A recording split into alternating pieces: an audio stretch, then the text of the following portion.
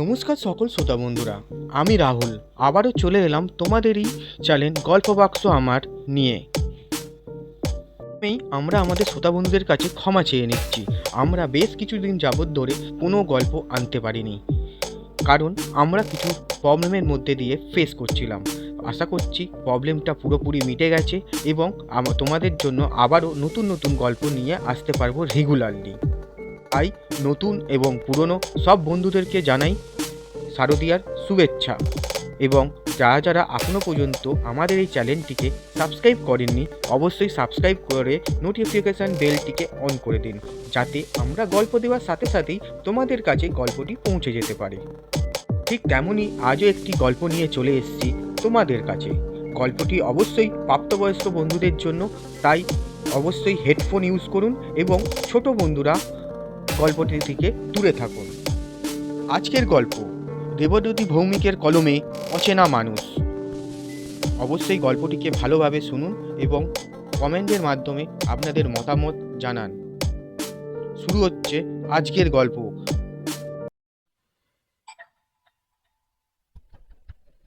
দরজা ধাক্কানোর সঙ্গে কলিং বেলের তীব্র শব্দে চমকে গিয়ে ঘুম ভাঙল তিন্নির। ধর্মর করে উঠে বসে কয়েক সেকেন্ড ভেবে বুঝতে পারলো যে ও দুপুরে খেয়ে দিয়ে বিশ্রাম নিতে গিয়ে ঘুমিয়ে পড়েছিল। ওদিকে দরজায় ধাক্কা আর কলিং বেল বেজেই চলেছে। কোন রকমের বিছানা থেকে নেমে এসে দরজা খুলল তিন্নি।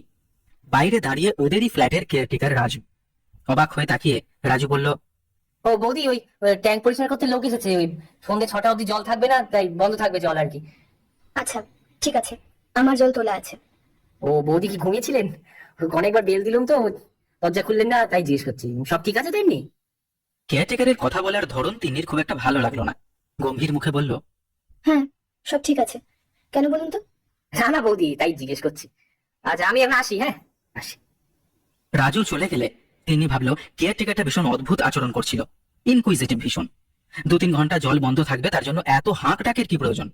সন্ধ্যাবেলায় সুনন্দ ফিরলে ঘটনাটাকে বলতে হবে। এই আবাসনের 3 তলায় মাস 6 হলো তিন্নিরা এসেছে ভাড়ায়। মানুষ বলতে ওরা দুজন, তিন্নি অর্থাৎ তন্নিষ্ঠা আর ওর স্বামী সুনন্দ রায়। সুনন্দ যাদবপুরের একটি কলেজের প্রফেসর, তন্নিষ্ঠা পেশায় গৃহবধূ। সন্ধ্যাবেলায় 7:30 নাগাদ তিনি টিভিতে তার প্রিয় সিরিয়াল দেখছিল। বেল বাজতেই তিনি ভাবল সুনন্দ বোধহয় ফিরেছে। সুনন্দর ফেরার সময় হয়ে গেছে, তাই নাইটির ওপরে আর হাউস কোট না চাপিয়েই দরজা খুলতে গেল। কিন্তু দরজা খুলেই চমকে উঠল। বাইরে রাজু দাঁড়িয়ে, হাতে একটা মিষ্টির বাক্স। তিনি একটু অপ্রস্তুতে পড়ে গেল, তাও পরিস্থিতি সামলে নিয়ে গম্ভীরভাবে জিজ্ঞেস করলো, কি চাই? ওই জল এসে গেছে, তাই বলতে এলাম। আর ওই দোতলা নীরা কাকিমা আপনার কালীঘাটে গেছিল, তাই সকালে ওই প্রসাদটা পাঠালেন। এই যে ঠিক আছে, তুমি এখন এসো। এই বলে প্রায় রাজুর মুখের ওপরেই দরজাটা বন্ধ করে দিল তিনি। লোকটা অদ্ভুত বাজে মানসিকতার তো। সুনন্দর অনুপস্থিতিতে বারবার আসছে ফ্ল্যাটে বিভিন্ন অছিলায়। চোখের দৃষ্টিটাও অত্যন্ত কদর্য। না, এইটা নিয়ে সুনন্দর সঙ্গে কথা বলতেই হবে। বাইরে খুব জোরে বৃষ্টি হচ্ছে। জুন মাসের শুরুতেই এরকম বৃষ্টি? এবার কি তাহলে বর্ষা অনেক আগেই ঢুকলো কলকাতায়? এরকম অনেক রকম ভাবনার মাঝে বেল বাজলো। তিনি উঠে গিয়ে দরজা খুলতে সুনন্দ ঘরে ঢুকলো। ঘরে ঢুকেই সুনন্দর আর্জি, বাইরে যা বৃষ্টি হচ্ছে, আজ একটু খিচুড়ি হলে বেশ জমে যেত তিন্নি। আর বলছিলাম যে ফ্রিজে ইলিশ মাছ আছে নাকি? তাহলে খিচুড়ির সঙ্গে একটু ভাজো না প্লিজ। এই জিভে জল চলে এলো গো। সুনন্দর মুখভঙ্গি দেখে তিনি হেসে ফেলল। উফ, সারাক্ষণ কি খাওয়ার কথা ভাবে সুনন্দ? ওর কাছে কি কাজ আর খাবার বাইরে কোনো জগৎ নেই? সারাদিন কলেজ, টিউশনি, আর রাতে ফিরে এসে খাওয়া, কয়েকটা ঝলক টিভি দেখা, তারপর ঘুমাতে যাওয়া, এই ওর দৈনন্দিন রুটিন। ওরা যথেষ্ট সচ্ছল, তবুও যেন টাকার পিছনে ছুটছে সুনন্দ। সুনন্দর এই স্বভাবের জন্য মাঝে মাঝে দম বন্ধ লাগে তিন্নির। সব দুঃখ বোধহয় সবসময় ভাষায় প্রকাশ করা যায় না। তিন্নিও এর ব্যতিক্রম নয়। নীরবে চোখের জল ফেলা ছাড়া আর কি বা উপায় ছিল? এখন অবশ্য গা সওয়া হয়ে এসছে সব। খিচুড়ির চাল ডাল ধুয়ে রেখে এসে ফ্রিজ থেকে মাছ বের করলো তিন্নি। 4 পিস মাছ বের করে মাইক্রোওয়েভে ডিফ্রস্ট করে নিল। তারপর তাতে নুন আর হলুদ মাখিয়ে রেখে দিল। এরপর খিচুড়ির প্রস্তুতি শুরু করলো। খিচুড়ি হয়ে গেলে মাছ ভাজাও করে ফেললো। রান্নার মাঝখানে সুনন্দকে 1 কাপ চা দিয়ে এলো। টিভিতে খবর শুনছিল সুনন্দ। ওকে রাজুর দিয়ে যাওয়া কালীঘাটের প্রসাদ দিল। নীরা কাকিমা পাঠিয়েছেন কালীঘাটের প্রসাদ। কেয়ারটেকার এসে দিয়ে গেল। নিচে কেন এলেন না কে জানে। হয়তো ব্যস্ত আছেন। হবে হয়তো। নাও, খেয়ে নাও। রাত 9:30 নাগাদ ডিনার খেতে বসলো ওরা। খিচুড়ি আর মাছ ভাজা দেখে খুব খুশি সুনন্দ। খেতে বসতেই আবার দরজায় বেল। খাবার সময় কেউ এলে বা ফোন করলে খুব বিরক্ত হয় সুনন্দ। তা অনিচ্ছা সত্ত্বেও উঠে গিয়ে দরজা খুলল। তিন্নিদের ডাইনিং টেবিল থেকে ফ্ল্যাটের মেন দরজাটা দেখা যায় না। আজকের বিকেলের আর সন্ধ্যের ঘটনাটার পর তিন্নির মনে হলো আবার কি কেয়ারটেকার লোকটা এলো কোনো ছুতোয়। কিন্তু ওর ভুল ভাঙলো সুনন্দর ডাকে। তিন্নি, শুনে যাও শুনে যাও, নীরা কাকিমা এসেছেন। সুনন্দর কথা শুনে তিন্নি তাড়াতাড়ি টেবিল থেকে উঠে আসে। নীরা কাকিমা বললেন, তিন্নি, আজ একটু কালীঘাটে পুজো দিতে গিয়েছিলাম। আমার তো কেউ নেই, তাই তোমাদের জন্য একটু পুজো দিয়ে এলাম গো। এই নাও প্রসাদ। হ্যাঁ, দিন। কিন্তু কাকিমা, আপনি যে বিকেলে রাজুকে দিয়ে প্রসাদ পাঠালেন, ওটা তো খেয়ে নিয়েছি আমরা দুজনেই। আবার কেন? ও মা, তোমাদের প্রসাদ রাজুকে দিয়ে কেন পাঠাতে যাব তিন্নি? আমি তো সন্ধে হতে ভাবলাম সুনন্দ নিশ্চয়ই বাড়ি ফিরেছে, তোমাদের গিয়ে দুজনকেই প্রসাদ দিয়ে আসি। তা তোমরা যখন খেয়েছো তখন থাক, কিন্তু রাজু কেন দিল? তিন্নি তো খুব অবাক হয়ে গেল নীরা কাকিমার কথায়। রাজু কি তাহলে ইচ্ছে করেই সুনন্দর অবর্তমানে আসে? সুনন্দকে বলতে হবে তো। নীরা কাকিমা চলে গেলে রাজুর পুরো ঘটনাটা সুনন্দকে বলল তিন্নি। সুনন্দ শুনে বলল আবাসনের প্রেসিডেন্টের সঙ্গে এই বিষয়টা নিয়ে কথা বলবে, যাতে ব্যাপারটা বেশি না বাড়ে। রাজুর ঘটনাটার পরে প্রায় সপ্তাহ দুয়েক কেটে গেছে, ওদের ফ্ল্যাটেও আর রাজু আসেনি। তিন্নি ভেবেছিল সুনন্দ নিশ্চয়ই আবাসনের প্রেসিডেন্টের সঙ্গে কথা বলেছিল, আর তিনি হয়তো রাজুকে বারণ করে দিয়েছেন। এরপর নির্ঝঞ্ঝাটে দিন কেটে যায় ওদের। সুনন্দর কলেজ, উইকেন্ডে টুকটাক বেরোনো, শপিং, এইসব করেই দিন গুজরান হয় সুনন্দ আর তিন্নির। পরদিন রবিবার সকাল 8টা নাগাদ ঘুম থেকে উঠল সুনন্দ। চা খেয়ে বাজার যাওয়ার জন্য তৈরি হলো, কিন্তু নিচে গিয়ে শুনল যে রাজুকে কেউ বা কারা কাল রাতে খুন করে পালিয়েছে। বাজার করা মাথায় উঠল সুনন্দর। দৌড়ে ওপরে গিয়ে তিন্নিকে জানালো রাজুর খুনের কথা। তিন্নি শুনে হতবাক। কি বলছো? আমাদের ফ্ল্যাট কমপ্লেক্সে খুন? তাও কিনা কেয়ারটেকার? কিভাবে মারা গেছে রাজু? সেটা নাকি বোঝা যাচ্ছে না। শরীরে কোনো ক্ষতও নেই। অস্বাভাবিক মৃত্যু বলেই পুলিশ এসেছিল, আর বডিটাও সেই সঙ্গে নিয়ে গেছে পোস্টমর্টমের জন্য। মৃত্যুর এই কারণ নাকি পোস্টমর্টমের পরই জানা যাবে। খুনের ঘটনাটা শুনে তিন্নির মন মেজাজ দমে গেল। সকালবেলাতে এক নির্ঝঞ্ঝাট আবাসনে এই রকম খুনের ঘটনা তো খুবই বিরল, তা আবার ফ্ল্যাটের বাসিন্দা নয়, কেয়ারটেকার খুন। চেয়ারে বসে তিন্নি সুনন্দকে বলল, জায়গাটা তো শান্তিপূর্ণ ভেবেছিলাম। আমরা এখানে 3 মাস হলো এসেছি, কোনোদিন কিছু ঘটনা তো কানে আসেনি। এটা খুন, সেটা নিশ্চিত? তাই তো শুনলাম নিজে তিন্নি। বিল্ডিং এর প্রেসিডেন্টকেও নাকি জিজ্ঞাসাবাদ করা হচ্ছে। আর পাড়ার মোড়ের ওই দুধের দোকানটায় নাকি সিসিটিভি ক্যামেরা আছে একটা, তারও ফুটেজ চেয়ে পাঠানো হয়েছে। খোঁজ খবর নিয়েছে অচেনা কেউ এখানে এসেছিল কিনা। যাকে ওসব ছাড়ো, তুমি আর এক কাপ চা দাও না প্লিজ। চাটা খেয়েই বাজারটা করেই আসি। হ্যাঁ, দিচ্ছি। তিন্নি একটু অন্যমনস্ক হয়ে গেল এই ঘটনায়। চা খেয়ে সুনন্দ বাজারে চলে গেল। রাজুর ঘটনাটা নিয়ে চিন্তা করছিল তিন্নি। কিছুক্ষণ পর মোবাইল থেকে একটা নাম্বার ডায়াল করলো সে। হ্যালো, আমি তন্নিষ্ঠা বলছি। বলো প্রিয়তমা, তোমার জন্য কি করতে পারি? তন্ময়, এখন এসব ভালো লাগছে না। কেন? সুনন্দ খুব আদর করছে নাকি আজকাল? মুখের ভাষা ঠিক করো তন্ময়। রাজুর খুনের অনুসন্ধান চালাচ্ছে পুলিশ। ফ্ল্যাটের নিচে এসেছিল, আবার দুধের দোকানে সিসিটিভি ফুটেজ নিয়ে খোঁজ খবর করছে।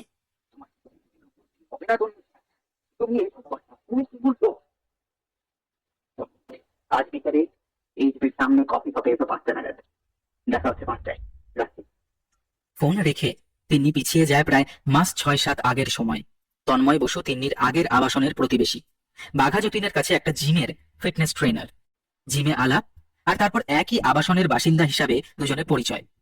সেই পরিচয় ধীরে ধীরে ঘনিষ্ঠতায় বদলে যায়। সুনন্দ কলেজ, টিউশনি সবকিছু নিয়ে এত মেতে থাকতো যে কোনোদিন সংসার আর তিন্নিকে বেশি সময় দিতে পারতো না।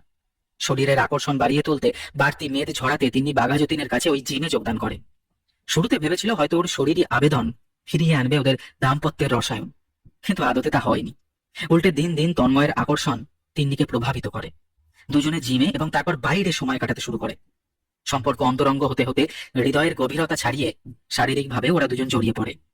সেই টান এতটাই গভীর যে তিন্নিরা যাদবপুরে চলে এলেও ওদের দুজনের মেলামেশায় ভাটা পড়েনি। সুনন্দকে ঠকানোর কথা অবশ্য মনে হয়নি তিন্নির। ওর মনে হতো ও সুনন্দর সঙ্গে সংসার করছে আর ওর সব দিকে খেয়াল রাখছে। অন্যদিকে তন্ময় ভাবত প্রেম যখন করছি তখন তিন্নি টাকা পয়সা আর শরীর দুটোর ওপরেই ওর অধিকার আছে। বিকেল বেলা তিন্নি সুনন্দকে জানালো যে ও পুরনো আবাসনে এক বান্ধবীর বাড়িতে যাচ্ছে, ঘণ্টাখানিকের মধ্যেই ফিরে আসবে। সুনন্দ ওকে পৌঁছে দেওয়ার কথা বললে তিন্নি রাজি হলো না। বলল, আরে সামনেই তো, আমি অটো করে চলে যাব। সন্ধ্যেবেলায় 7টার মধ্যে ফিরে আসবো। ক্যাফেতে পৌঁছে তিন্নি দেখলো তন্ময় ওর জন্য আগে থেকেই অপেক্ষা করছে। ওকে ইশারায় বসতে বলল। তিনি একটা চেয়ার টেনে বসে বলল, বলো, কেন ডেকেছো? এখন এত ঘন ঘন দেখা করা সম্ভব নয়। শোনো, আমিও সেটাই ভাবছি। তোমার বর কিছু বললো যে ওই পুলিশ দুধের দোকানটায় কি খুঁজছে? না, সেটা তো জানে না। হয়তো অচেনা কোনো লোক ঢুকেছিল কিনা খোঁজ নিচ্ছিল। এই জন্যই আমি তোমার বাড়ি যেতে চাই না। হোটেল অনেক সেফ জায়গা, কিন্তু তুমি এত জোর করলে সেদিন, আর ঠিক রাজুটা দেখেও নিল। আরে আমি কিভাবে জানবো ও দেখে ফেলবে? সেদিন তো দুপুরে এসেছিলে। ওই সময় তো ফ্ল্যাটের সবাই ঘুমোয় আর নয়তো বাইরে থাকে। কিন্তু আমি বলতে চাইছি, তুমি ওকে মারলে কেন? মানে, শোনো নিষ্ঠা, তুমি আমাকে ঠিক কি ইঙ্গিত করছো? আমাকে ফাঁসানোর কথা কিন্তু ভেবো না। আমি যদি ধরা পড়ি, তুমিও পড়বে। আমি কি তাই বললাম তন্ময়? সব কথা কিভাবে বাঁকা ভাবে নিচ্ছ কেন? রাজুকে কে মেরেছে তুমি সেটা জানতে এসেছো আমার কাছে? আমাকে ফাঁসানোর মতলব তোমার? আমি এখন আসছি। তোমার মাথা গরম আছে তন্ময়, আমরা পরে কথা বলবো। কফির দামটা দিয়ে যাও, আমার কাছে পয়সা নেই। তিন্নি বুঝল তন্ময়ের সঙ্গে এই মুহূর্তে আলোচনা করা সম্ভব নয়। তাই ও চুপচাপ বিল মিটিয়ে চলে গেল। বাড়ি ফিরে সুনন্দকে চা দিয়ে নিজেও টিভির সামনে বসে পড়ল। স্বাভাবিক আচরণ করার চেষ্টা করছে তিন্নি, কিন্তু মন থেকে দুশ্চিন্তাটা দূর করতে পারছে না কিছুতেই। রাত 7:30 নাগাদ তিন্নি রান্না করার জন্য রান্নাঘরের দিকে পা বাড়ালো। এমন সময় দরজার কলিং বেল বাজলো। দরজা খুলে সুনন্দ দেখল থানা থেকে একজন অফিসার এসেছে, সঙ্গে ওদের বিল্ডিং এর প্রেসিডেন্ট। সুনন্দ, রাজুর খুনের ব্যাপারে ওরা সব ফ্ল্যাটেই জিজ্ঞাসাবাদ করছেন। হ্যাঁ হ্যাঁ, আসুন আসুন, ভিতরে আসুন। কি বিচ্ছিরি ব্যাপার বলুন তো। কেয়ারটেকারের এমন কোনো শত্রু থাকতে পারে যে তাকে খুন করে দিতেও পর্যন্ত পিছু পা হয় না? এসব যে আজকের দিনে ভাবাই যায় না, বলুন। ওদের বৈঠকখানায় সোফাতে বসতে ইঙ্গিত করলো সুনন্দ। থানার অফিসার বললেন, দেখুন সুনন্দবাবু, প্রাথমিকভাবে মনে হচ্ছে যে রাজুকে কোনো বিষ দিয়ে মারা হয়েছে, তবে আশেপাশে কোনো খাবার বা জল পাওয়া যায়নি। তাই ঠিক বোঝা যাচ্ছে না যে বিষক্রিয়া কিভাবে করা হলো। বডি পোস্টমর্টেমে গেছে, কিছু খবর তো নিশ্চয়ই পাবো। এবার দেখা যাক। যাই হোক, যে জন্য এলাম, এগুলো রুটিন এনকোয়ারি বলতে পারেন। আপনারা এখানে কে কে থাকেন, কত বছর এসেছেন, কি চাকরি করেন, এই সব আর কি। কোনো সন্দেহজনক কিছু চোখে পড়েছিল? দেখুন অফিসার, এই ফ্ল্যাটে আমি আর আমার স্ত্রী থাকি। আমি যাদবপুর বিশ্ববিদ্যালয়ে একটি কম্পিটিটিভ ইংলিশের অধ্যাপক। এখানে এসেছি এই মাত্র 3-4 মাস হলো। আগে ওই বাঘাযতীনেই থাকতাম। আমার স্ত্রী অবশ্য বাড়িতেই থাকেন, মানে কোনো রকম কোনো চাকরি বাকরি করেন না। আমাদের তো কই সেরকম কিছুই অস্বাভাবিক নজরে আসেনি। ঠিক আছে, ধন্যবাদ আপনাকে। আজকের মতো তাহলে আসি, নমস্কার। ওরা চলে যেতেই তিনি তাড়াতাড়ি ঘরে এসে জিজ্ঞেস করলো যে পুলিশ কেন এসেছিল, ওরা কি জানতে চাইছিল। সুনন্দ তিন্নিকে আশ্বস্ত করে বলল যে ওরা রুটিন জিজ্ঞাসাবাদ করতেই এসেছিল, চিন্তার কিছু নেই। কিন্তু তিন্নি কিছুতেই স্বাভাবিক হতে পারল না। ওর মনে হচ্ছিল তন্ময়ের ব্যাপারটা যদি ফাঁস হয়ে যায়। পরদিন সোমবার। সুনন্দর সকালে একটা টিউশন থাকে 9:30 থেকে। সকালে 9টার সময় সুনন্দ বাড়ি থেকে বেরিয়ে গেল। প্রায় 1 ঘন্টা পর নীরা কাকিমা তিন্নিদের ফ্ল্যাটে এলেন। উনি দোতলায় তিন্নিদের নিচের ফ্ল্যাটে থাকেন, একাই থাকেন। মাঝে মাঝেই ওদের ফ্ল্যাটে কথা বলতে আসেন। তিন্নিকে এক বাটি লাউ চিংড়ি দিয়ে বললেন, এই নাও, তোমাদের জন্য বানিয়েছি, খেয়ে বলো হ্যাঁ কেমন হয়েছে। অনেকদিন পরে করলাম যদিও। নিশ্চয়ই কাকিমা, খেয়ে নিয়ে জানাবো আপনাকে। বেরোচ্ছ নাকি কোথাও? হঠাৎ করা প্রশ্নে একটু হকচকিয়ে গেলেও স্বাভাবিক গলায় তিন্নি উত্তর দিল, হ্যাঁ কাকিমা, ওই এক বান্ধবীর বাড়ি যাব। তারপর কিছু কেনার আছে গড়িয়া থেকে, সেগুলো শেষ করে একদম বিকেলে বাড়ি ফিরবো। আপনার কিছু আনতে হবে? আমাকে বলুন না, আমি এনে দিতে পারবো। নীরা কাকিমা যেন একটু অবাক হলেন। যতটা সহজ ভেবেছিলেন তিন্নিকে, ততটা সে নয়। তিনি সহজ গলায় বললেন, আচ্ছা তিন্নি, বলছিলাম কি, সুনন্দ তো খুব ভালো ছেলে। শুধু শুধু ছেলেটাকে কেন ঠকাচ্ছ বলো তো? কি দরকার স্বামী ছাড়া অন্য পুরুষের সাথে সম্পর্কে লিপ্ত হওয়ার? এটা তো ঠিক নয় না? নীরা কাকিমার মুখে এই কথা শুনে চমকে গেলেও তিনি পরক্ষণেই নিজেকে সামলে নিয়ে হেসে বলল, দেখুন কাকিমা, এই বিষয়টা আমার একান্ত ব্যক্তিগত। তাছাড়া আপনি আমার পরিস্থিতিটাও জানেন না, তাই বলছি এই ব্যাপারে আপনার না থাকাই ভালো। সে পরিস্থিতি যাই হোক না, এটা কোনোভাবেই ঠিক নয়। এর ফল কিন্তু ভালো হবে না। আমি আমি দরকার পড়লে সুনন্দর সঙ্গেও কথা বলবো। তিন্নির গলাটা কঠিন হলো। আচ্ছা, আপনাকে কে বলেছে আমার ব্যাপারে? আপনি যদি ভেবে থাকেন যে সুনন্দকে জানাবেন, তাহলে সেটা ঠিক করবেন না। পুলিশ কিন্তু এখনো জানে না রাজু কেন খুন হয়েছে। আপনি কিন্তু এখনো আমাকে পুরোপুরি চেনেন না। আসুন কাকিমা, নমস্কার। আর হ্যাঁ, লাউ চিংড়িটা কেমন হলো অবশ্যই জানাবো। এই কথাগুলো বলে তিনি নীরা কাকিমার মুখের ওপর ফ্ল্যাটের দরজা বন্ধ করে দিল। ভয়ে দেখাতে কথাগুলো বললেও তিন্নির অস্বস্তি গেল না। এই মহিলা যদি সুনন্দকে বলে দেয়, পরদিন ছিল মঙ্গলবার। সকালে সুনন্দ কলেজে যাওয়ার জন্য তৈরি হচ্ছিল। হঠাৎ বাইরের দরজায় কলিং বেল বাজলো। তিনি দরজা খুলেই দেখলো বাইরে সেদিনের অফিসার আর তার সঙ্গে একজন মহিলা পুলিশ আর ওদের বিল্ডিং এর প্রেসিডেন্ট দাঁড়িয়ে আছে। সকলকে বসিয়ে ও সুনন্দকে ডাকতে গেল। সুনন্দ এলে অফিসার বললেন, রাজুর বডি পোস্টমর্টেম করে জানা গেছে ওর মৃত্যুর কারণ কিটো অ্যাসিডোসিস। ডাক্তারি পরিভাষায় এটা এমন একটা কন্ডিশন যেখানে ভিকটিমের শরীরে প্রচুর পরিমাণে অ্যাসিটোন প্রবেশ করার ফলে বিষক্রিয়া হয়ে সে মারা যেতে পারে। আর এই ধরনের মৃত্যু তখনই হয় যদি সে মানুষের টাইপ 1 বা টাইপ 2 ডায়াবেটিস বা মধুমেহ রোগ থাকে। ওহো, তার মানে রাজুকে কেউ বিষ খাইয়ে মেরেছে। কিন্তু অফিসার, আপনি এই কথাগুলো আমাকে কেন বলছেন? মানে আমরা বাসিন্দারা। তার কারণ সুনন্দবাবু, ফরেন্সিক টিম মার্ডারের স্পট থেকে অ্যাসিটোনের ট্রেস পেয়েছিল। বেশি মাত্রায় অ্যাসিটোন পাওয়া যায় নেল পলিশ রিমুভারের মধ্যে। রাজুর ঘর সার্চ করা হয়েছিল গতকাল বিকেলে, আর সেখানে একটা নেল পলিশ রিমুভার পাওয়া যায়। ওটা ফরেন্সিক টেস্টের জন্য পাঠানো হবে। যদি ওটা থেকে কোনো আঙুলের ছাপ পাওয়া প্রায় অসম্ভব, তবু চেষ্টা করা হচ্ছে। অফিসের উত্তর দেওয়ার আগে প্রেসিডেন্ট শুভময় সরকার সুনন্দকে বললেন, আসলে সুনন্দ, ওরা সব বাড়িতেই যাচ্ছেন এবং মহিলাদের সঙ্গে কথা বলছেন, মানে এই জিনিসটাকে শনাক্তকরণ করার জন্য। আগে হ্যাঁ সুনন্দবাবু, শুভময় বাবু একদমই ঠিক বলেছেন। আমরা শিশিটা এনেছি আপনার স্ত্রীকে দেখাবো বলে, যদি উনি চিনতে পারেন। এই এক প্রকার রুটিন এনকোয়ারি আর কি, বুঝতেই পারছেন। সুনন্দ উঠে গিয়ে তিন্নিকে ডেকে আনলো। অফিসার ওকে শিশিটা দেখালো। তিন্নি চমকে উঠলেও তাড়াতাড়ি নিজেকে সামলে নিল। সত্যি তো, এই একই কোম্পানির নেল পলিশ রিমুভার ও ব্যবহার করে। শুধু তাই নয়, কিছুদিন হলো সেটাও খুঁজেও পাচ্ছে না বাড়িতে। কিন্তু এটা কি সেই শিশিটাই নাকি? তাছাড়া ওখানে কিভাবে গেল সেটা কিছুতেই বুঝতে পারে না সে। নিজেকে যতটা সম্ভব স্বাভাবিক রেখে সে বলে, না, এটা আমার না, আমি অন্য ব্র্যান্ড ব্যবহার করি। আপনি শিওর ম্যাডাম এটা আপনার নয়?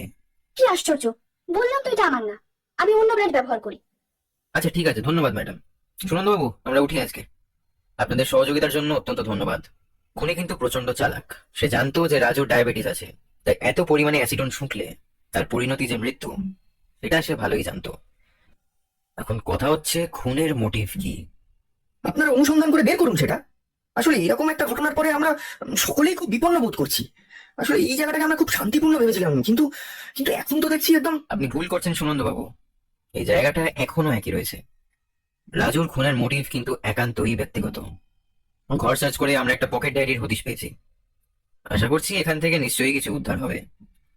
আমাদেরও খারাপ লাগছে আপনাদের বিরক্ত করতে আসতে, কিন্তু কি আর করবো বলুন, এটা আমাদের তো ডিউটি। যাই হোক, আসি আজকে, নমস্কার। অফিসার বেরিয়ে যাওয়ার আগে পেছনে ফিরলেন, মুখে বললেন, ও ভালো কথা, আমি সকলকেই বলেছি, আপনাদেরকেও বলছি, থানায় না জানিয়ে কিন্তু শহরের বাইরে প্লিজ যাবেন না। সুনন্দ বিরক্ত হলো, তবুও মুখের ভাব গোপন করে বলল, হ্যাঁ, ঠিক আছে। পুলিশ এসে যাওয়াতে কথা বলতে গিয়ে দেরি হয়ে গেল সুনন্দর। ওরা চলে যেতেই সুনন্দ কলেজে বেরিয়ে গেল। সুনন্দর বেরোনোর পর তিনি খুব অস্বস্তিতে পড়ে গেল। পুলিশ বাইরে যেতে বারণ করে দিল কেন? পুলিশ কি ওদের সন্দেহ করছে নাকি? সিসিটিভি ফুটেজে কিছু পেয়েছে নাকি? তিনি একবার তন্ময়ের সঙ্গে পরামর্শ করতে চাইল। কিছুক্ষণ পর তিনি বাড়ি থেকে বেরোলো। গন্তব্য তন্ময়ের ফ্ল্যাট। এর আগেও বহুবার এসেছে তন্ময়ের ফ্ল্যাটে, কিন্তু কেন জানি না আজকে তিন্নির ভেতরে ভেতরে খুব টেনশন হচ্ছে। বাঘা যতীনে যখন ওর ফ্ল্যাটে তিন্নি পৌঁছালো, ঘড়িতে তখন বেলা 1:30 বাজে। তন্ময় ফ্ল্যাটে একাই থাকে। তিন্নি ওর ফ্ল্যাটে ঢুকে সকালের পুলিশের জিজ্ঞাসাবাদের ঘটনা বলল। দেখো তো মিস্টার, তুমি যদি ভেবে থাকো যে রাজুকে আমি খুন করেছি, তাহলে কিন্তু তুমি ভুল ভাবছো। কারণ আমি তোমাদের ফ্ল্যাটে একদিনই গিয়েছিলাম, আর সেই দিনই রাজু আমাকে দেখেছিল। অতএব টেকনিক্যালি ও সেদিন কিন্তু বেঁচে ছিল। আর তাছাড়া আমার ওকে মারার কোনো মোটিভ আছে কি? তুমি কেন বুঝতে পারছো না যে কেউ আমাকে ফাঁসাতে চাইছে? আজকে নেল পলিশ রিমুভার পেয়েছে পুলিশ। আমার এক ঝলক দেখে মনে হলো ওটা আমার, যদিও আমি নিশ্চিত নই। মীরা কাকিমা, মানে ওই নিচের তলার মহিলা, আমাদের কথা জেনে গেছে। আমাকে রীতিমতো থ্রেট দিচ্ছিল সেদিন। মানে সে আবার কি করে জানলো? তুমি কি আমাদের কথা সকলকে বলে বেরিয়েছো নাকি? আবার শুনে সকলে জানে? সবাই নয়, শুধু রাজু জানতো। ও হয়তো ওই মহিলাকে জানিয়েছে। উফ উফ, আচ্ছা বিপদ হলো মাইরি। আচ্ছা তন্ময়, রাজু কি তোমাকে ব্ল্যাকমেল করছিল? হঠাৎ ব্ল্যাকমেল কথাটা শুনে চমকে উঠল তন্ময়। ব্ল্যাকমেল? না, কেন বলো? আচ্ছা শোনো, তুমি এখন বাড়ি যাও। পুলিশ তো তোমাকে আলাদা করে কিছু বলেনি। ওরা সব ফ্ল্যাটেই গিয়েছিল, তোমাকেও জিজ্ঞাসা করেছে, ব্যাস। তা ঠিক, তবু মন থেকে ভয়টা পুরোপুরি যাচ্ছে না। তিনি তখনকার মতো বাড়ি চলে গেলেও ওর মন থেকে ব্ল্যাকমেলের সন্দেহটা গেল না। ওর মনে হলো যে তন্ময় হয়তো কিছু লুকাচ্ছে। বাড়ি ফিরে আরো আশ্চর্য হলো এই দেখে যে সুনন্দ ফিরে এসেছে কলেজ থেকে। এ কি, তুমি হঠাৎ ফিরে এলে? হ্যাঁ, ভালো লাগছিল না আসলে শরীরটা। তাই ছুটি নিয়ে চলে এলাম। তুমি কি কোথাও বেরিয়েছিলে নাকি?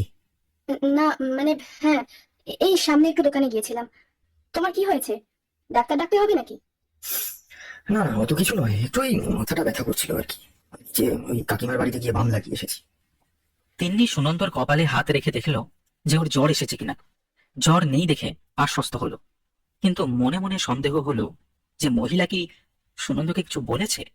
গলায় স্বাভাবিক ভাব বজায় রেখে জিজ্ঞেস করলো, তুমি এখন কিছু খাবে? না আসলে আমার তোমার সঙ্গে কিছু কথা বলার আছে তিন্নি, এখানে বসো। সামনে বসিয়ে সুনন্দ সরাসরি জিজ্ঞেস করলো তিন্নিকে ওর আর তন্ময়ের সম্পর্কের ব্যাপারে। তিনি বুঝলো যে আর লুকিয়ে লাভ নেই। ও ভেঙে পড়লো সুনন্দর কথা শুনে। চুপচাপ উঠে দাঁড়ালো সুনন্দ। বুঝলো কাকিমা যা বলেছিল সেগুলো তার মানে সত্য। বিশ্বাসও করতে চায়নি মনে প্রাণে, তবে এখন তো ঘুরে দাঁড়িয়ে একবার জিজ্ঞেস করলো তিন্নিকে, কেন কেন কেন কেন এরকম কেন করলে তিন্নি? কেন এরকম করলে? তিন্নি শূন্য দৃষ্টিতে সুনন্দর দিকে তাকিয়ে রইল। এর কোনো উত্তর হয় না। সব পরিস্থিতির কি আর উত্তর হয়? সুনন্দ বেডরুমে ঢুকে দরজা বন্ধ করে দিল। কেয়ারটেকার খুনের পর থেকে তিন্নির মনে তন্ময়ের সম্পর্কে একটা বিতৃষ্ণা জন্মায়। ওর সঙ্গে আর মেলামেশা করবে না এরকমই হয়েছিল তিন্নি, কিন্তু এখন আর কোনো উপায় নেই। একবার শেষ চেষ্টা করে দেখবে সুনন্দর সঙ্গে মিটমাট করে নেওয়ার। অনেক ভেবে চিনতে তন্ময়কে তিন্নি একটা টেক্সট করলো। আমাদের গল্পটা হয়তো এই অবধি ছিল। ইতি টানলাম আজকে এখানে। আর প্লিজ যোগাযোগ করো না। কোনো উত্তর এলো না। তিন্নি জানে যে উত্তর আসবেও না। এই সম্পর্কে বোধহয় প্রেম ছিল না, ছিল শুধু লালসা আর লোভ। চুপচাপ অন্ধকার ঘরে এসে বসেছিল তিন্নি। প্রায় ঘন্টা খানেক পরে সুনন্দ বেডরুম থেকে বেরোলো। পরনে একটা জিন্স আর টি শার্ট। বাইকের চাবি নিয়ে বাড়ি থেকে বেরিয়ে গেল সুনন্দ। বাড়ি থেকে বেরিয়ে যাওয়ার প্রায় 1-1.5 ঘন্টা বাদে বাড়ি ফিরল সুনন্দ। বাইরে থেকে অনেকক্ষণ দরজা ধাক্কা দিয়েও কেউ খুলল না। বাড়ির ভিতরেও অন্ধকার। সুনন্দ ভাবলো তিনি হয়তো বাইরে বেরিয়েছে। সুনন্দর ওয়ালেটে সবসময় একটা চাবি থাকে। সেই চাবি দিয়ে দরজা খুলে ভেতরে ঢুকলো সে। ভেতরে ঢুকে দেখলো বৈঠকখানায় টিভি চলছে খুব লো ভলিউমে। বেডরুমে ঢুকেই এক বিভৎস দৃশ্য দেখে স্তম্ভিত হয়ে গেল সুনন্দ। বিছানার ওপর চিত হয়ে পড়ে আছে তিন্নির নিথর দেহ। রক্তে ভেসে যাচ্ছে বিছানা। পেটের ওপরে একটা লম্বা ক্ষত আর সারা ঘর লন্ডভন্ড, যেন কেউ কিছু আতি পাতি করে খুঁজেছে। সুনন্দর চোখে জল। তিন্নিকে হারানোর দুঃখে সে বিহ্বল হয়ে পড়ল। কোনক্রমে বিল্ডিং এর প্রেসিডেন্ট শুভময়কে ফোন করলো সে। একটু আমার ফ্ল্যাটে আসুন প্লিজ, সর্বনাশ হয়ে গিয়েছে, একটু প্লিজ তাড়াতাড়ি আমার ফ্ল্যাটে আসুন। ঘণ্টাখানেক পর শুভময়ের ফোন পেয়ে ঘটনাস্থলে এলো পুলিশ, সঙ্গে ফরেন্সিক দল। তিন্নির বডি মর্গে চালান করা হলো পোস্টমর্টমের জন্য। ফরেন্সিক দল তাদের প্রয়োজনীয় সমস্ত প্রমাণ জোগাড় করতে লেগে গেল ওখানে। লোকাল থানা থেকে একজন এসআই এসে সুনন্দর বয়ান নিল। প্রায় আধ ঘন্টা পর একজন সিনিয়র অফিসার এলেন সুনন্দর ফ্ল্যাটে। নাম রাজীব সরকার, বয়স মধ্য 30, লম্বা সুঠাম চেহারা। ইউনিফর্ম পরেননি, সাধারণ পোশাকেই এসেছেন রাজীব। ঘটনাস্থল ঘুরে দেখতে লাগলেন তিনি। তারপর বৈঠকখানায় এসে বসে পড়লেন সুনন্দর সামনে। শুরু হলো প্রশ্নোত্তরের পালা। সুনন্দবাবু, আপনি কি বাড়িতে ছিলেন না যখন আপনার স্ত্রী খুন হন?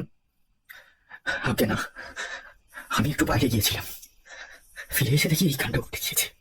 কোথায় গিয়েছিলেন? আমার এক বন্ধু, মানে কলেজই বলতে পারেন, ওর বাড়িতেই গিয়েছিলাম আর কি একটু আড্ডা মারতে। রোজ যান সেখানে? না না না না, রোজ যাই না, রোজ যাই না। হ্যাঁ, তবে বলতে পারি মাঝে মধ্যেই যাই। আমি আজও গিয়েছিলাম আর কি এরকম। তো কোনো কারণ ছিল যাওয়ার? না না না না না। কেন বলুন তো? আমি তো বললাম আমি মাঝে মধ্যেই যাই, আজও গিয়েছিলাম। আপনার স্ত্রীর খুনের কারণ অনুমান করতে পারেন? একেবারেই না, মানে কোনোভাবেই এটা হতে পারে না। হঠাৎ কেন খুন হবে আমি তো এটাই বুঝে উঠতে পারছি না। তবে কি আপনি কি আমাকে তিন্নির খুনের সঙ্গে জড়াতে চাইছেন? জড়ানোর মতো কারণ আপনার কাছে আছে সুনন্দবাবু? অ্যাবসলিউটলি না অফিসার, একদমই না। জোর গলায় বলল সুনন্দ। একটা ডায়েরি এভিডেন্স বক্স থেকে বের করে রাজীব রাখলেন টেবিলের সামনে। তারপর জিজ্ঞেস করলেন, এর বিষয়ে একটু আলোকপাত করবেন সুনন্দবাবু? এটা কি? আপনাদের বিল্ডিং এর কেয়ারটেকার রাজুর ঘর থেকে পাওয়া গেছে। সে আসলে আপনার স্ত্রীকে ব্ল্যাকমেল করছিল। আপনার স্ত্রীর কোনো গুপ্ত প্রণয় ছিল, সেটা জানতে পেরে রাজু আপনার স্ত্রীর থেকে টাকা নিত, বুঝলেন? এখন রাজুকে সেই উদ্দেশ্যেই খুন করা হয়েছে, তবে খুনটা কে করেছে বলা মুশকিল। আপনার স্ত্রী হতে পারে, আপনার স্ত্রীর সেই প্রেমিক হতে পারে, অথবা ওরা দুজন মিলিতভাবে। সেটা আমাদের অনুসন্ধান করতে হবে। না না না না, তিন্নি খুন করেনি। আর ও তো নিজেই। সেটা তো তদন্ত সাপেক্ষ।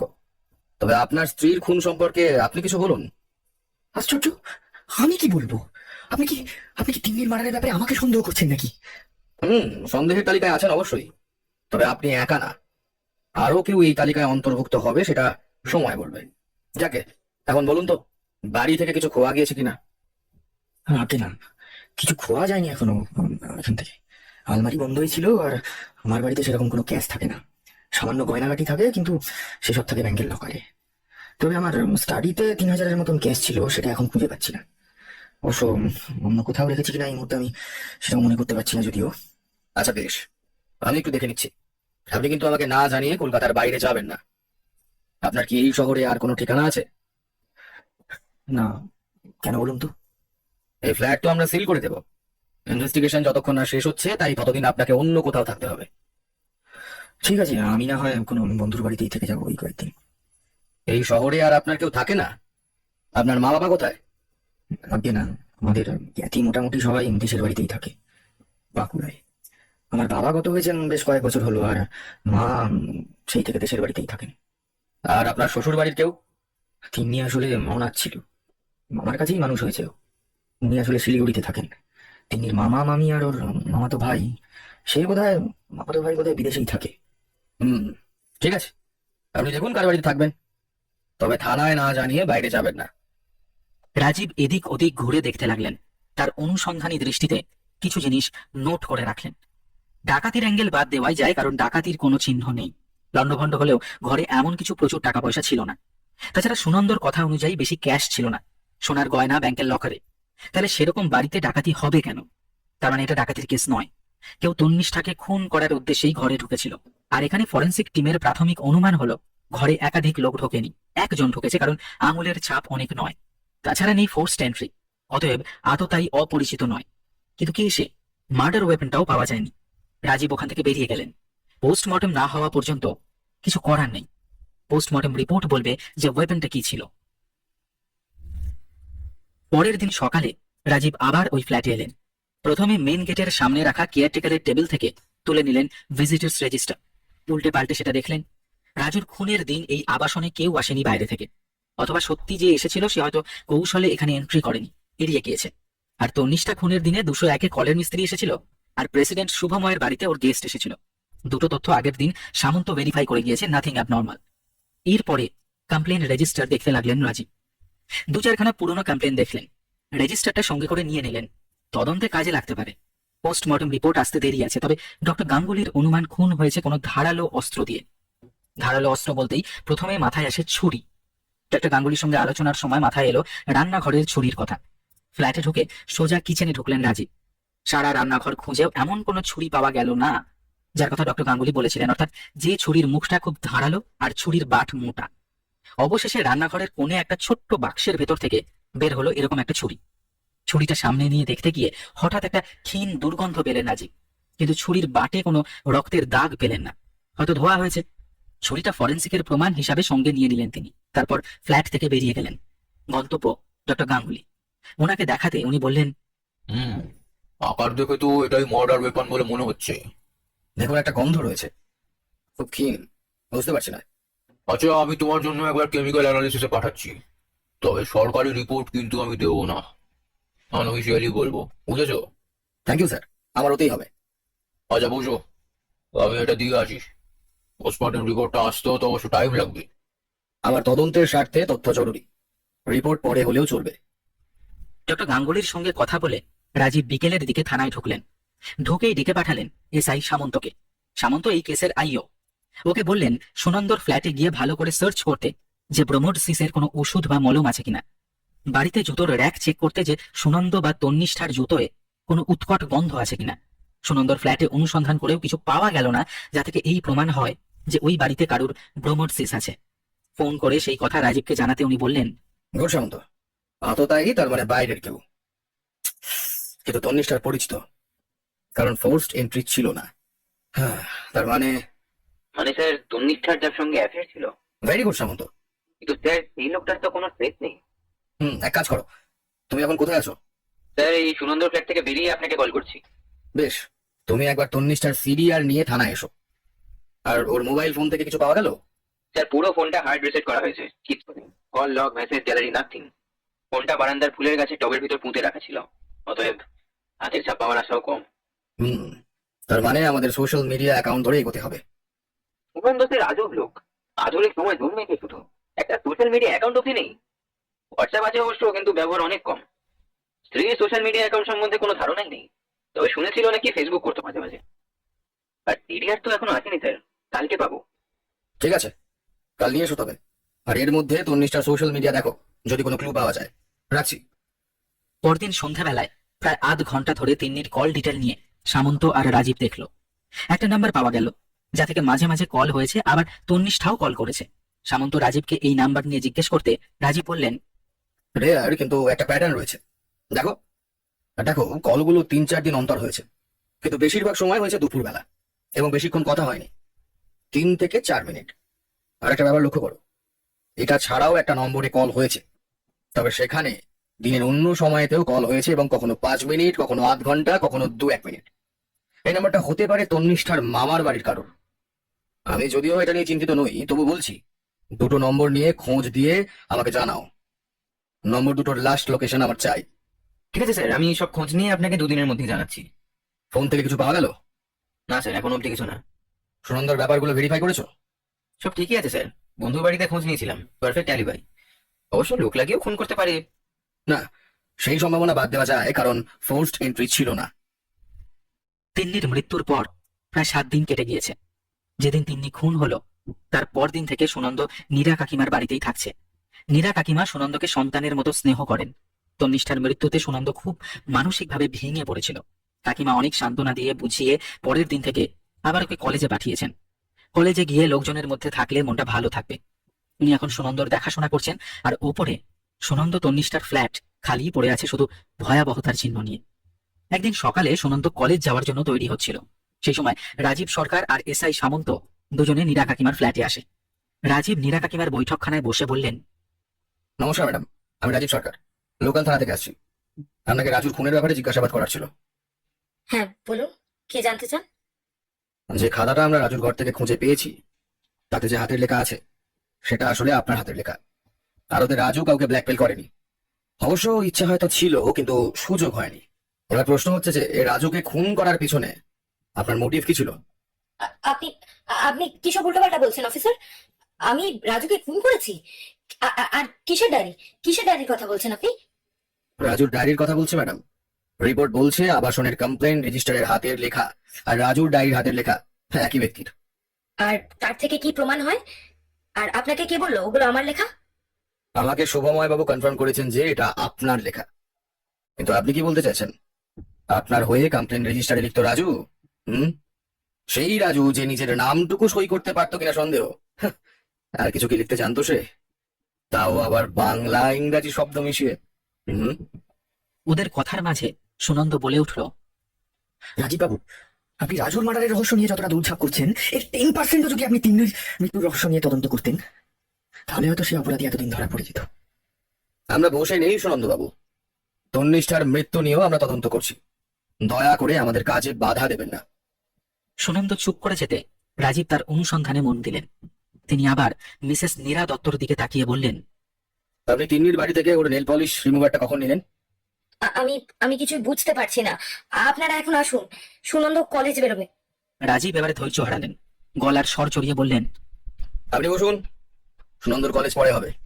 এক নিরপরাধ মানুষকে কেন খুন করলেন সেইটা আগে বলুন। মিসেস নীরা দত্ত চুপ করে আছেন দেখে রাজীব আবার বলতে শুরু করলেন, বেশ, আমি বলছি মোটিভ কি ছিল। আপনি জানতে পেরেছিলেন তন্নিষ্ঠা বিবাহ বহির্ভূত সম্পর্কে লিপ্ত। অবশ্য সেটা আপনি রাজুর থেকে জেনেছিলেন নাকি নিজেই জেনেছিলেন, সেটা আপনি বলতে পারবেন। জানার পরে আপনি তন্নিষ্ঠার উপরে প্রচন্ড রেগে যান, কারণ আপনার নিজের অতীত। আমরা খোঁজ নিয়ে জানতে পেরেছি যে আপনার হাজবেন্ডের সঙ্গে আপনার বিচ্ছেদের কারণ ছিল ওর পরকীয়া, আর তাই ওকে প্রচন্ড ঘৃণার চোখে দেখতেন আপনি। সুনন্দ আর তন্নিষ্ঠার মধ্যে আপনি নিজের মানুষকে খুঁজে পেয়েছিলেন। আপনার সন্তান নেই, ওরা দুজন ছিল আপনার ছেলে বৌমার মতন, তাই তো? সে অভাব পূরণ করেছিল, কিন্তু বাদ সাধলো তন্নিষ্ঠার পরকীয়া। আপনার সব আক্রোশ গিয়ে পড়লো ওর উপরে। উপায় খুঁজতে থাকলেন কিভাবে ওকে সুনন্দবাবুর জীবন থেকে সরিয়ে দেবেন। কিন্তু সুনন্দকে বললে তো সে আপনাকে অবিশ্বাস করতে পারে। নিজের স্ত্রীকে ভালোবাসে সে, তাই আপনি অন্য রাস্তা ধরলেন। এক নিঃশ্বাসে এতগুলো কথা বলে একটু থামলেন রাজীব। সেন্টার টেবিলে রাখা জলের গ্লাস থেকে একটু জল খেলেন। মাথা নিচু করে বসে আছেন মিসেস দত্ত আর সুনন্দ হতবাক। তারপর আবার বলতে শুরু করলেন। আপনি বোধহয় ইউনিভার্সিটিতে অর্গানিক কেমিস্ট্রির অধ্যাপক ছিলেন, তাই না? নীরবে ঘাড় নাড়লেন নীরা দত্ত। অতএব আপনি জানতেন অ্যাসিটোন ডায়াবেটিক রাজুর জন্য কতটা মারাত্মক হতে পারে। আর অ্যাসিটোন খুব বেশি মাত্রায় থাকে নেল পলিশ রিমুভারের মধ্যে। কেমিস্ট্রির প্রফেসর হলেই কি শুধু অ্যাসিটন সম্বন্ধে জানা যায় রাজীব বাবু? আজকাল যে কেউ ইন্টারনেট ঘেটে জিনিসটা জানতে পারে। অবশ্যই পারে, কিন্তু খুন করার মোটিভ থাকতে হবে তো। আমার প্রশ্নের কিন্তু জবাব পাইনি রাজীব বাবু। যে মোটিভের কথা বলছেন সেই সূত্রেই জিজ্ঞাসা করেছি, আমার কাছে রাজুকে খুন করার কি মোটিভ আছে? আপনি তন্নিষ্ঠাকে ফাঁসাতে চাইছিলেন। রাজুকে খুন করে আর ব্ল্যাকমেলের প্রমাণ রেখে আপনি আসলে তন্নিষ্ঠাকে খুনের কেসে ফাঁসাতে চাইছিলেন। খুনের তদন্ত হলে সব প্রমাণ ওর বিরুদ্ধে। অতএব তন্নিষ্ঠাকে আমরা গ্রেপ্তার করতাম। সুনন্দর জীবন থেকে মেয়েটিকে সরিয়ে দেওয়া সহজ হয়ে যেত। রাজু আসলে আপনার কোল্যাটারাল ড্যামেজ। অনেকক্ষণ চুপ করে থেকে উত্তর দিলেন নীরা দত্ত। এটা আংশিক সত্য রাজীব বাবু। আমি রাজুর কাছেই জানতে পারি তিন্নির পরকীয়ার কথা। আর হ্যাঁ, রাজু কোনো ধোয়া তুলসী পাতা ছিল না। ও নিজেই ব্ল্যাকমেল করার কথা ভেবেছিল। ওর নাকি খুব পয়সার দরকার ছিল। আমি শুধু ওই সুযোগটাকে কাজে লাগিয়েছিলাম।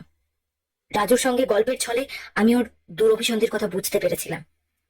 আর ব্যাস, সেই সূত্র ধরেই তিন্নিকে ফাঁসাতে চেয়েছিলাম। তাছাড়া তিন্নি একটা নষ্ট মেয়ে ছিল। স্বামী থাকতে যে মেয়ে পরকীয়াতে লিপ্ত থাকে সে আর যাই হোক ভালো কোনোদিন হতে পারে না। তাই বলে আপনি একটা লোককে মেরে ওকে ফাঁসাতে পারেন? আইন ছাড়ুন। আপনার বিবেক আপনাকে সায় দেবে এই জঘন্য কাজে?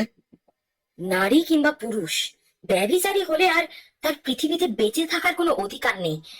আর দেখুন দেখুন, ও নিজেই খুন হয়ে শাস্তি পেয়েছে। হ্যাঁ হ্যাঁ, শাস্তি পেয়েছে। রাজীব কিছু বলার আগেই সুনন্দ বলল, তাই বলে আপনি ওকে ফাঁসাতে চেয়েছিলেন? ওরই বিরুদ্ধে প্রমাণ সাজিয়েছিলেন? কেন কেন কেন আবার এরকম সর্বনাশ আপনি কেন করলেন? না না না সুনন্দ, তুমি তুমি ভুল বুঝছো আমাকে। আমি তোমাকে ওই মেয়ের হাত থেকে নিষ্কৃতি দিতে চেয়েছিলাম। আমি আমি আমি চাইনি। আমি যে কষ্ট পেয়েছি তুমিও তাই পাও। রাজীব উঠে দাঁড়ালেন। বুঝলেন ক্রোধে অন্ধ মানুষকে যুক্তি দেখানো সম্ভব নয়। সামন্তকে নির্দেশ দিলেন মহিলা কনস্টেবলের সাহায্যে মিসেস দত্তকে হেফাজতে নিতে, আর এই কেসের চার্জশিট তৈরি করতে বললেন সামন্তকে। একটা খুনের কিনারা হলো, বাকি রইল দ্বিতীয় খুনের। নীরা দত্তের ফ্ল্যাট থেকে বেরিয়ে রাজীব সামন্তকে জিজ্ঞেস করলেন, আচ্ছা, বলছিলাম তন্নিষ্ঠার সিরিয়ালের নম্বরগুলো কিছু ট্রেস পাওয়া গেল? স্যার, আপনার কেসটা কিন্তু একদম সঠিক ছিল। দ্বিতীয় নাম্বারটা তন্নিষ্ঠার মামার বাড়ি শিলিগুড়িতে।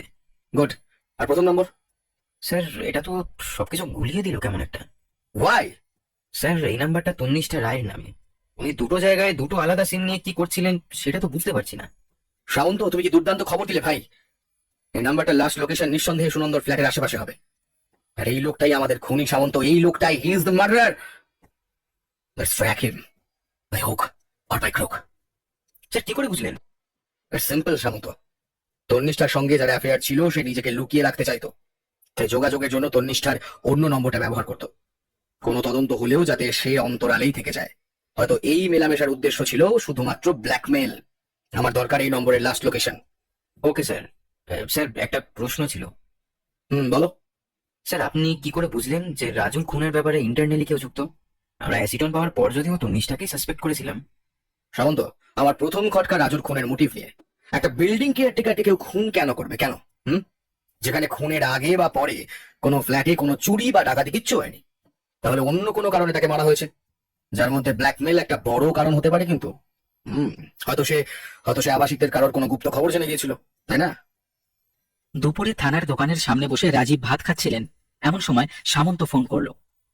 স্যার, তন্নিষ্ঠার সোশ্যাল মিডিয়া অ্যাকাউন্ট খুঁজে পেয়েছি। সাধারণ, খুব একটা বেশি অ্যাক্টিভ থাকতো না। বন্ধু সংখ্যা খুব একটা বেশি নয়, মাত্র 45। অবশ্য কারোর সঙ্গে চ্যাট করতো কিনা সেটা জানা নেই। কোথায় আছো তুমি এখন? আমি আসছি স্যার, এই আধ ঘন্টার মতো লাগবে। বেশ, এসো। লাঞ্চ করেছো? না স্যার, করা হয়নি, তবে পরে করে নেবো। নীরা কাকিমার গ্রেফতারের পরে সুনন্দ ওদের ফ্ল্যাট ছেড়ে দিয়েছে। পুরনো আবাসনের খুব কাছেই আর একটা ফ্ল্যাট ভাড়া নিয়েছে। নিঃসঙ্গ জীবন কাটে সুনন্দর। বহুবার ইচ্ছে হয়েছে দেশের বাড়িতে মায়ের কাছে চলে যাওয়ার, কিন্তু উপায় নেই। পুলিশের অনুমতি ব্যতীত কলকাতার বাইরে যাওয়ার উপায় নেই। সুনন্দর মাঝে মাঝে মনে হয় যে টাইম মেশিনে করে যদি পেছনে ফিরতে পারতো, জীবনের কিছু মুহূর্ত বদলে দেওয়া যেত।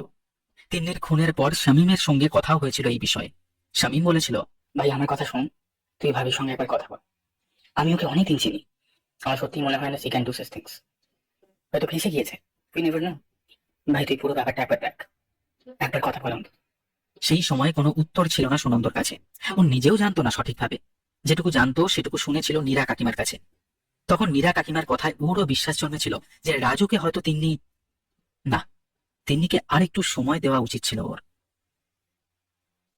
সামন্ত সময়ের খুব কদর বোঝে। ঠিক আধ ঘন্টা পরেই হাজির হলো সে। রাজীবের ঘরে ঢুকে সামন্ত বসলো। সামন্তর জন্য খাবার আনালেন রাজীব। খেতে খেতে সামন্ত অনেক তথ্য দিল তনিষ্ঠার সোশ্যাল মিডিয়া অ্যাকাউন্ট সম্পর্কে। স্যার, আমি এখন আস্তে আস্তে একটু খুঁজছিলাম। এমনিতে সুনন্দ আর ওর দু একটা ছবি দেখলাম, আর আগের আবাসনের কিছু ছবি আর দু একটা নর্মাল ছবি।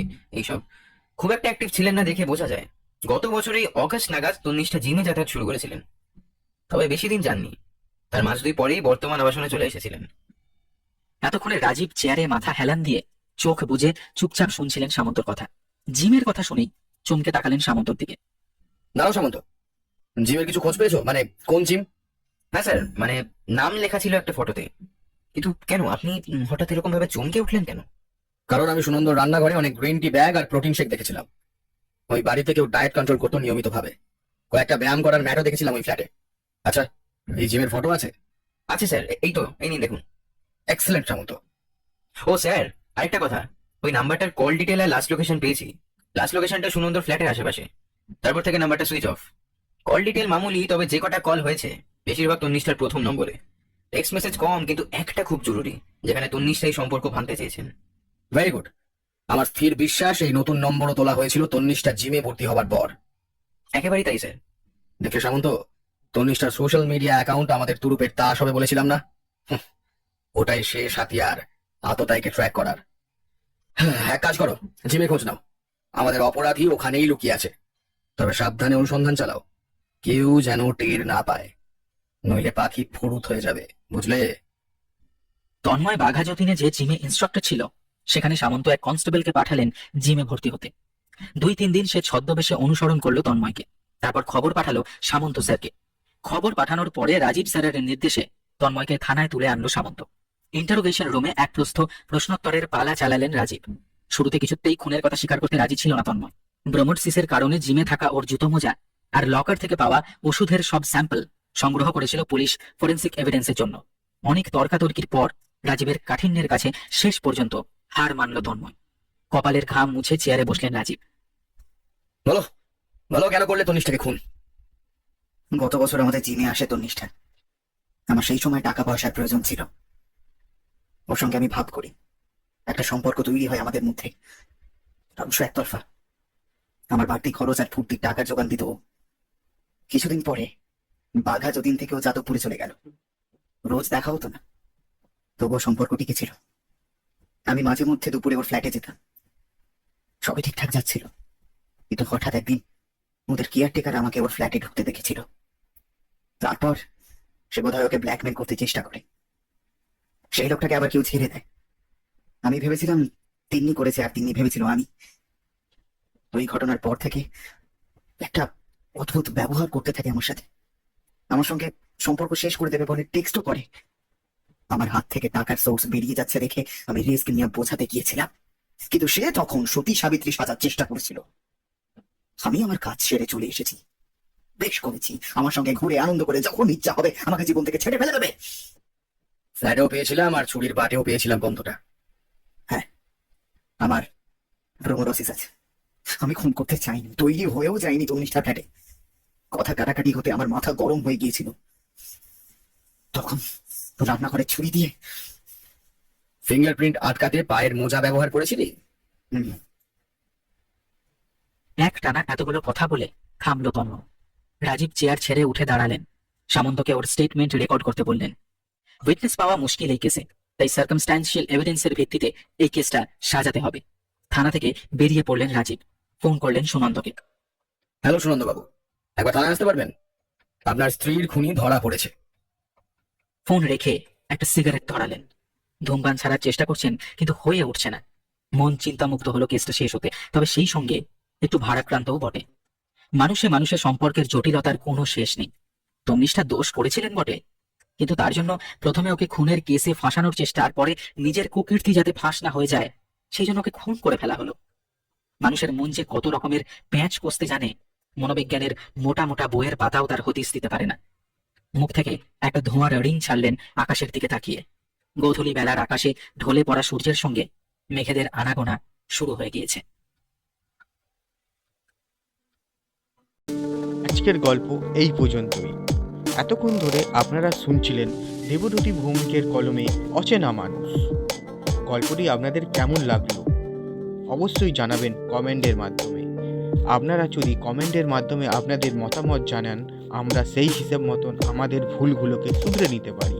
তাই অবশ্যই আপনাদের মতামতটি কলমে দেবেন। আজ এই পর্যন্তই, দেখা হচ্ছে পরবর্তী গল্পে। ততক্ষণের জন্য গুড বাই।